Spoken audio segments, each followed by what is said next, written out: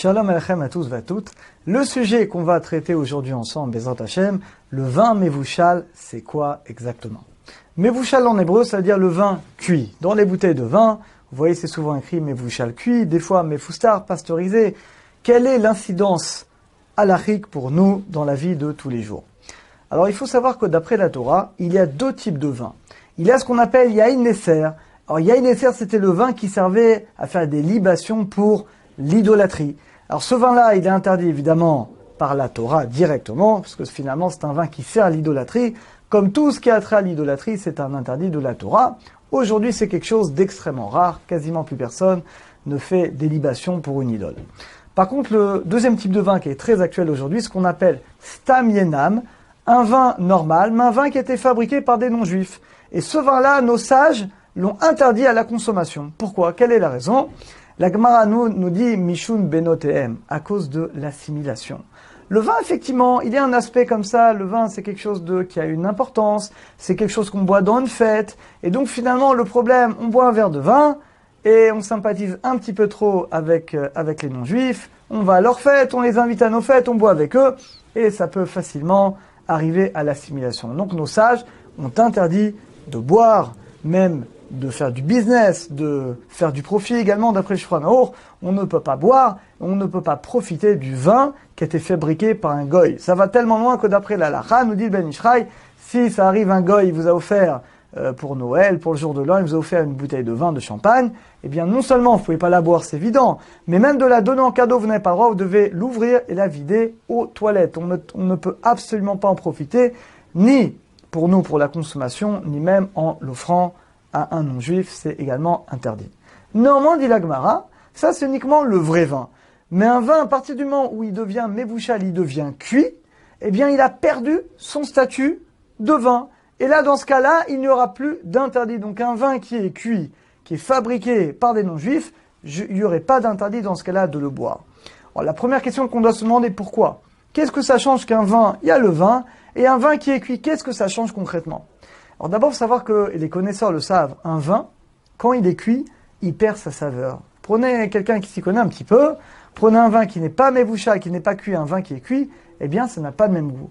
Et quelque part, quand le vin, il a été cuit, eh bien finalement je l'ai rabaissé à quelque chose de beaucoup plus bas. Et là, il y a moins de risques d'arriver à l'assimilation. Alors vous allez me dire, mais ça change rien, même si un vin, il est cuit, je peux quand même boire avec un non-juif. Alors le Roche, un des grands maîtres du Moyen-Âge, il dit parce que, à l'époque en tout cas de la Gemara et du Moyen-Âge, c'était quelque chose de peu fréquent. C'est-à-dire que c'était très rare un vin qui était cuit. Comme c'était quelque chose de rare, eh bien les sages ne l'ont pas interdit. Et là évidemment la question qui va se poser, c'est qu'aujourd'hui c'est le contraire. Parce qu'aujourd'hui la plupart des vins sont cuits, ou en tout cas on va dire sont pasteurisés. Alors comment on peut définir la cuisson d'un vin? Alors là on a une discussion. Il y a certains maîtres du Moyen-Âge, et des grands maîtres, des contemporains, comme le Ben Ishraï, qui disent qu'en réalité, cuit, il faut vraiment qu'il soit cuit un certain nombre de temps pour arriver à changer le goût et la texture du vin. C'est-à-dire, d'après le Ben Ishraï, il faut que le vin, vraiment, il est cuit longtemps et qu'il ressemble presque à du miel. C'est-à-dire que finalement, la texture du vin va finalement changer. Mais d'après le Ben Ishraï, un vin qui est juste pasteurisé, ça ne change rien.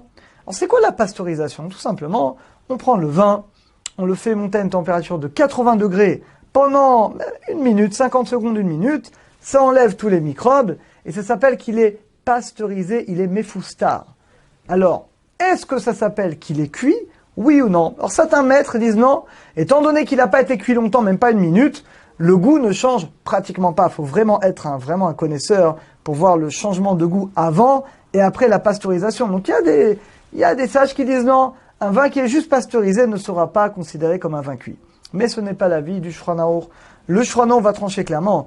Du moment que le vin, je l'ai mis sur le feu, qu'il arrive à une température de bichoul d'ébullition, on va dire 70 degrés, 80 degrés, peu importe le temps qu'il est resté sur le feu, eh bien dit le Shulchan Aruch, le vin est considéré comme mevouchal, comme cuit. C'est la raison pour laquelle va trancher le Rav Yosef, que tous les vins qui sont pasteurisés, d'après l'Halacha, sont considérés comme des vins mevouchal, comme des vins cuits.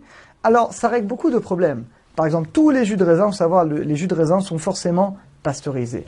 Et la majorité des vins aujourd'hui, également, sont pasteurisés. Donc, d'après ça, effectivement, dans la majorité des vins qui existent aujourd'hui, eh bien, il n'y aurait plus tellement de problèmes. Étant donné qu'ils ont été pasteurisés, ils ont été cuits pendant moins de minutes, eh bien, ils n'ont plus le statut de vin. Et c'est-à-dire que dans le cas où un goy, il a ouvert la bouteille, il a versé, eh bien, ce vin ne sera pas interdit. Le Rav Wosner également. Le Rav Wosner va trancher comme le Rav Yosef, et ça règle énormément de problèmes. Des fois, on se retrouve coincé à Tav Shabbat avec un non-juif qui a touché la bouteille, ou quelqu'un qui transgresse Shabbat en public, qui va prendre la bouteille. Alors, il faut savoir d'abord, lorsque le vin, il est pasteurisé, à plus forte raison s'il est cuit, alors déjà, ça nous permet de sortir totalement du problème. Donc, c'est ce qu'on conseille à tout le monde. Quand des fois, vous savez qu'à Tav Shabbat, vous avez des gens qui sont pas pratiquants, qui ne respectent pas le Shabbat. Si vous voulez sortir de tous les problèmes, vous achetez du vin où il y a écrit Mevushal cuit, et sinon, Mefoustar pasteurisé. Et là, comme ça, il n'y a plus de problème qui a touché le vin, qui a ouvert la bouteille, etc. Comme ça, vous êtes tranquille.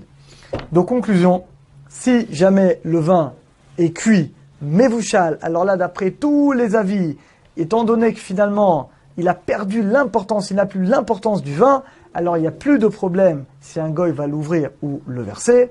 Et on a vu une discussion, si le vin est seulement pasteurisé, mais foustar, et là, le shranon va trancher que même s'il n'est que pasteurisé, même s'il va rester 1 minute, ça s'appelle quand même un vin cuit, et donc il n'y aura pas de problème si un non-juif va l'ouvrir ou va le verser.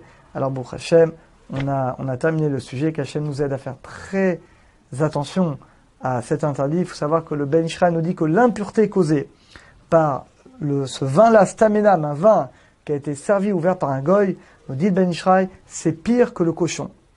Alors c'est un peu révolutionnaire parce que le cochon c'est un interdit de la Torah. Là on n'est que dans l'interdit des Rabbanan, mais au niveau de la Neshama, dit le Ben Ishraï, ça fait des dégâts encore plus que la viande. Donc Hachem nous aide à faire très attention à la cacheroute du vin et à faire très attention pour que B'ezrat Hachem, on ait toujours le sentiment, qu'on ait toujours la Gdusha, qu'on ressente toujours la sainteté dans la Torah, qu'Hachem nous aide tous à respecter B'ezrat Hachem, cet interdit. À très bientôt à tous.